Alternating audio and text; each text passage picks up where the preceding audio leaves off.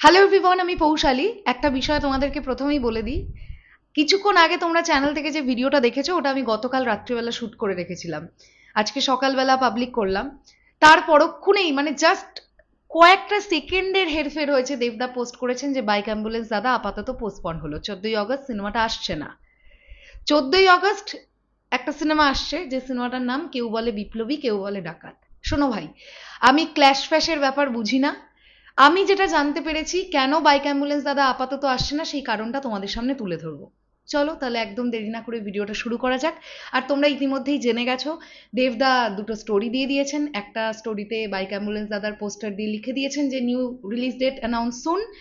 আর একটা লেখা লিখেছেন স্টোরিতে, যেখানে লেখা আছে যে প্রত্যেকটা জার্নির একটা পারফেক্ট টাইম আছে এবং যারা ভালোবাসা দিয়েছেন ব্যাডের জন্য তারা সঙ্গেই থাকুন, এই ধরনের একটা লেখা লিখেছে। এখন প্রশ্ন হচ্ছে, দেবদার সিনেমা একটা রিলিজ ডেট অ্যানাউন্সমেন্ট হওয়ার পরে ছবিটা রিলিজের যখন 1 মাস 3-4 দিন বাকি, তার আগেই সিনেমাটা পোস্টপন্ডের জায়গায় এলো, এটা তো দেবদার ছবির ক্ষেত্রে আমরা খুব একটা দেখতে পাই না, রাইট? তাহলে এই সিনেমাটার ক্ষেত্রে কেন হলো? বিষয়টা তোমরা নিশ্চয়ই অনেকেই জানো যে ব্যাড এবং কেউ বলে বিপ্লবী কেউ বলে ডাকাত, এই দুটো সিনেমার প্রডিউসার হিসেবে কিন্তু নন্দী মুভিজ আছে প্রোডাকশন হাউস হিসেবে। দুটো সেম হাউসের ছবি। তো টিম মানে বাইক অ্যাম্বুলেন্স দাদা টিম, সিনেমাটা টিম মনে করছে যে 14ই অগস্ট এই সিনেমাটা রিলিজের জন্য পারফেক্ট ডেট নয়। ইনফ্যাক্ট তারা এটাই মনে করছে যে বাইক অ্যাম্বুলেন্স দাদা রিলিজের জন্য এই উইন্ডোটাই পারফেক্ট নয়।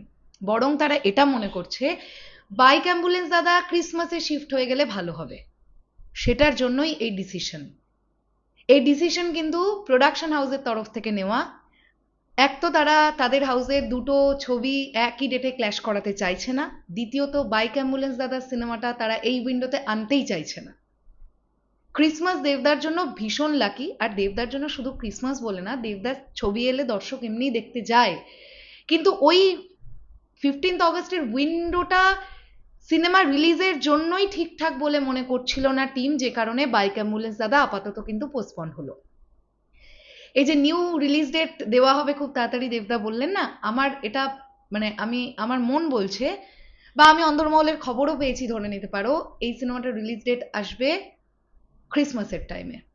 এখন বিষয়টা হচ্ছে সেই সময় কিং আছে।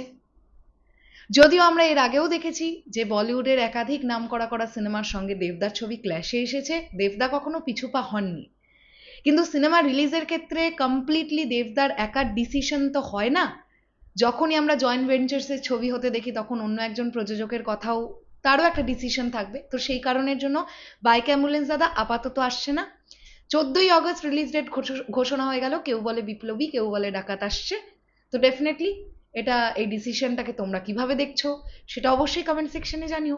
আর ব্যক্তিগতভাবে যদি আমাকে বলতে বলো, আমি বলবো একদম পারফেক্ট হয়েছে এটা, যে 14ই অগস্ট বাইক অ্যাম্বুলেন্স দাদা আসছে না। কোনো দরকার নেই, ক্রিসমাসের উইন্ডোটাতে আসুক, এমনিই ছবিটা কমপ্লিট হয়ে আছে। তাহলে বড় প্রশ্ন হচ্ছে টনিক 2 এর কি হবে। টনিক 2 এই বছরে আসার আর চান্স নেই, এটা আমি এখনই এই ভিডিওতে তোমাদের বলে দিলাম। কোনো চান্স নেই। 2026-এ আমরা টনিক 2 দেখবো, 2027-এ হলে হবে, দেখা যাক কি হয়, দেখা যাক। এই ছিল এখনকার ভিডিও। তোমাদের কি বক্তব্য এই পুরো বিষয়টাকে নিয়ে কমেন্ট সেকশনে জানিও। তবে আরও একটা বিষয়ও আমি চলে যাওয়ার আগে বলে যেতে চাই, দেবদার রিলিজ হওয়া ছবির ক্ষেত্রে বা সেই নিরিখে দেবদার কেরিয়ারের 50তম সিনেমাটা কিন্তু হতে যাচ্ছে তাহলে দেশু 7। এটা দেভিয়ান্সদের জন্য খুব একটা দারুণ বিষয় হলো, তাই না? আমরা সেলিব্রেট করব দুর্গাপুজোয় দেবদার 50তম সিনেমা দেশু 7। শেষ করলাম ভিডিওটা, টাটা।